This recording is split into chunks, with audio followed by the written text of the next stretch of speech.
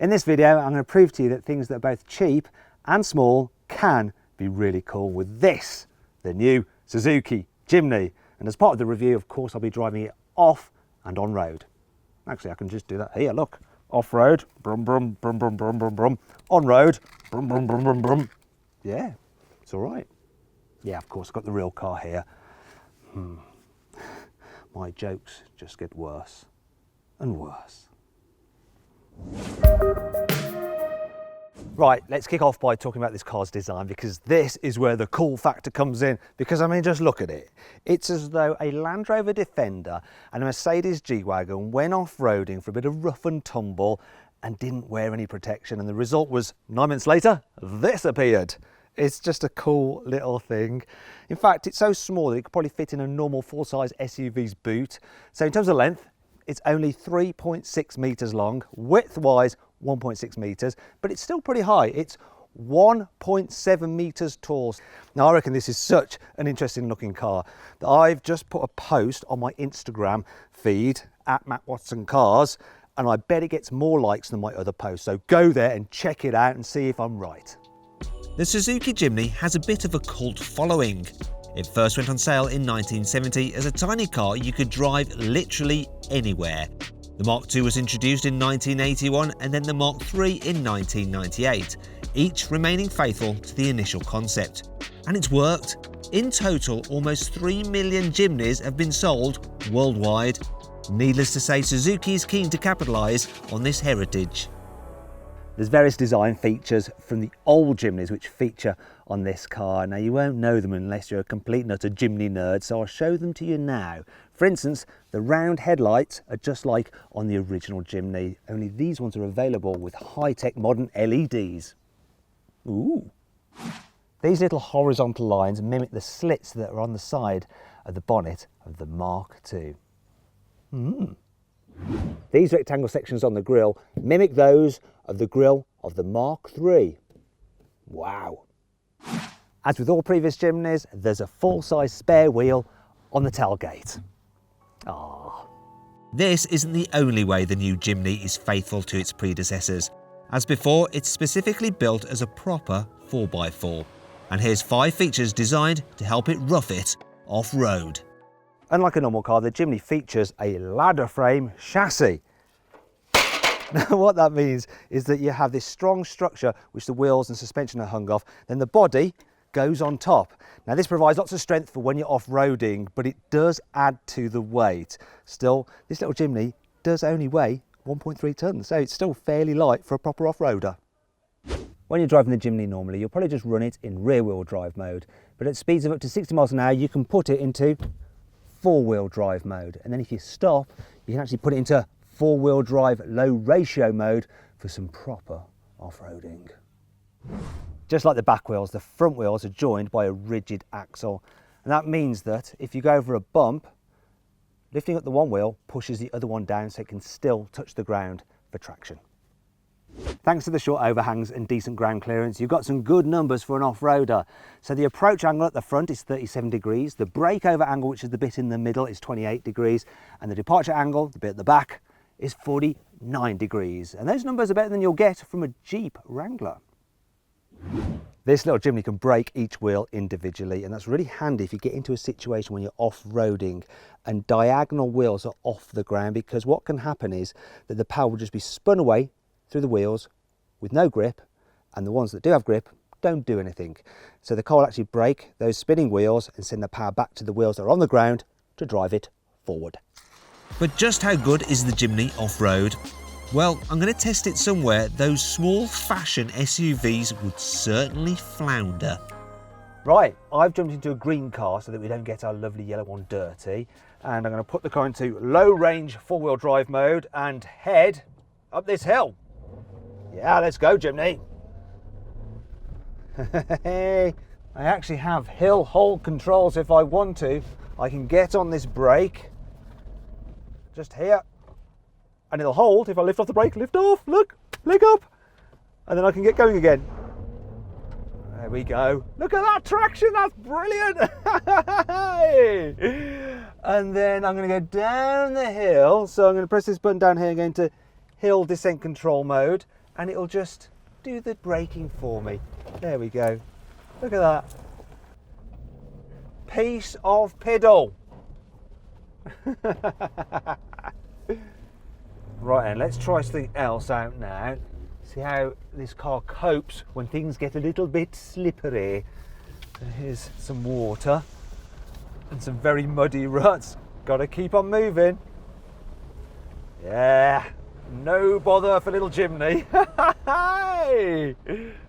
Finally, we're going to check out the chassis articulation, which is basically like car yoga. We're going to see just how flexible this thing is.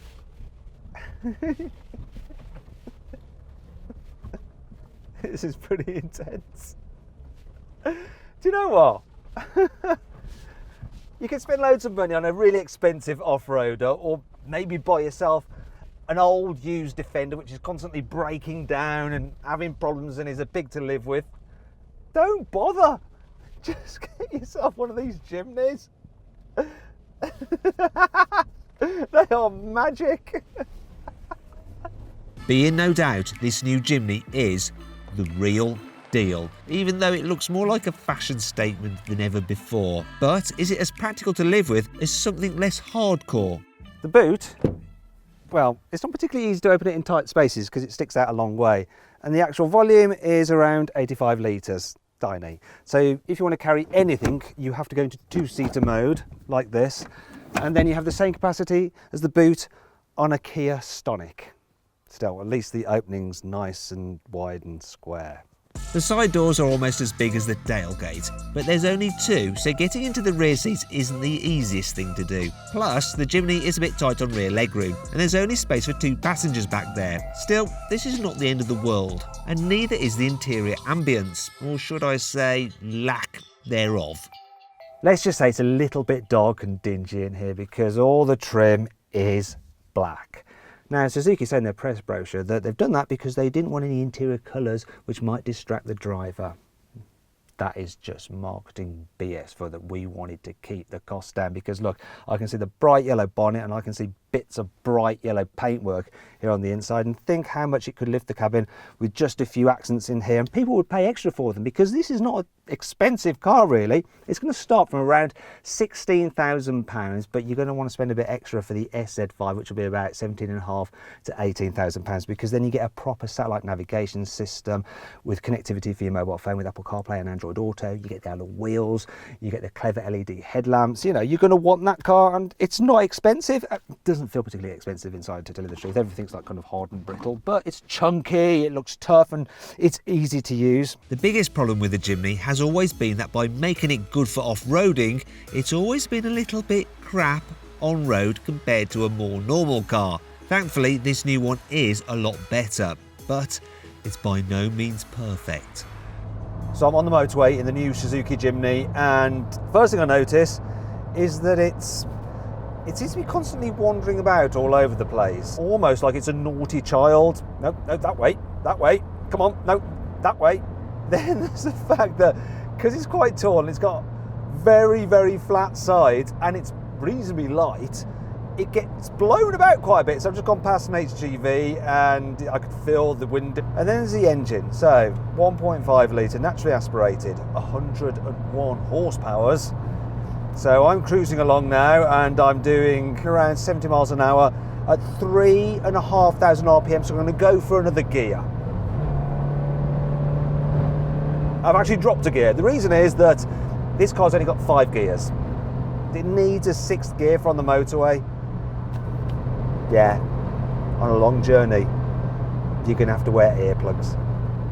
Right, we're on a piece of unrestricted part of the Autobahn here in Germany, so it's time to max this beast out.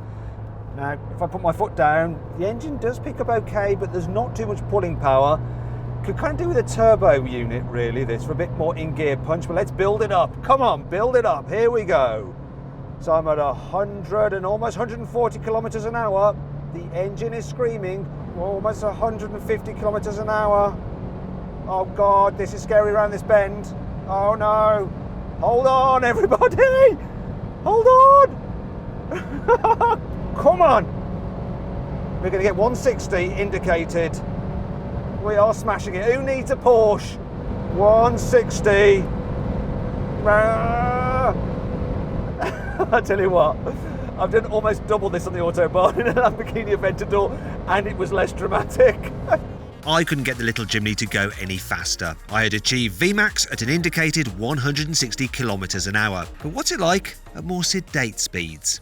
I think this new little Jimny could be a sweet little car to drive around the city because it's quite narrow, so it's easy to fit through gaps.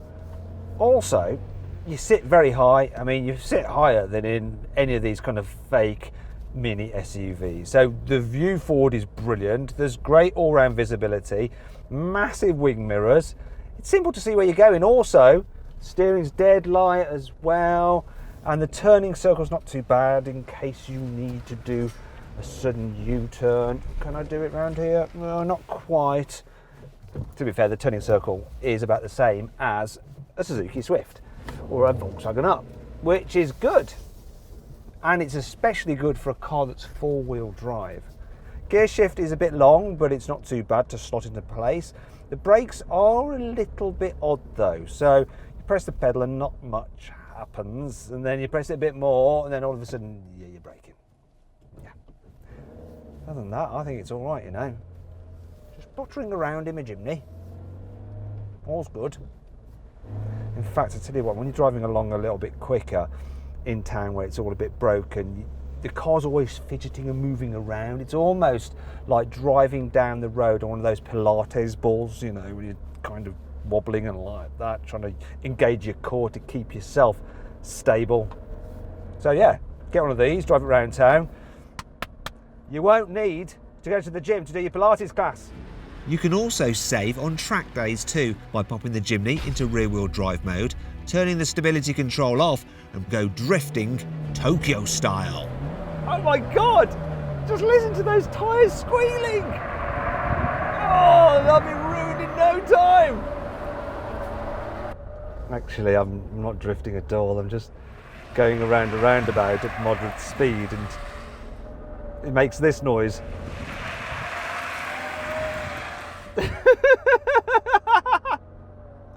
Not much grip this car does have. Let's go this way. Actually, maybe I should explain to you what this car feels like when you do get on a twisty road, because you may encounter one in your Jimny. And yes, it's everything you expect in the way that it leans a lot in the bends, it pitches, it dives, it's moving about all over the place. It's a bit like a boat on a choppy sea, but you can always tell what's happening beneath you. Nothing is necessarily a surprise, and you feel part of the car, you feel involved, and in a way, it's surprisingly good fun.